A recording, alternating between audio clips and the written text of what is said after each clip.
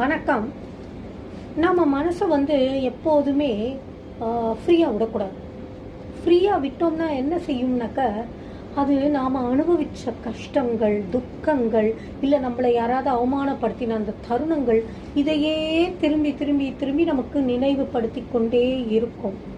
இதையெல்லாம் நம்ம மறக்கணும், இல்லை ஒதுக்கி வைக்கணும்னாக்கா, நாம் அனுபவித்த சின்ன சின்ன சந்தோஷங்கள், அந்த இன்பமயமான சில தருணங்களை எல்லாம் எப்போதுமே நம்ம பாசிட்டிவான எண்ணங்களையே திருப்பி திருப்பி கொண்டு வந்தோம்னாக்கா, நம்ம லைஃப் கொஞ்சம் ஸ்மூத்தாக போகும்.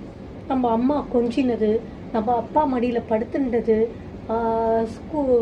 ஸ்கூலில் நம்ம ஃப்ரெண்ட்ஸோட விளையாடினது, சில நிகழ்ச்சிகளுக்கு போயிட்டு நம்ம ரிலேட்டிவ்ஸ் ஃப்ரெண்ட்ஸோட ரொம்ப சந்தோஷமாக ஆடி பாடினது, இந்த மாதிரியான சந்தோஷங்களை எல்லாம் நினைவுபடுத்திண்டு, அதாவது குழந்தை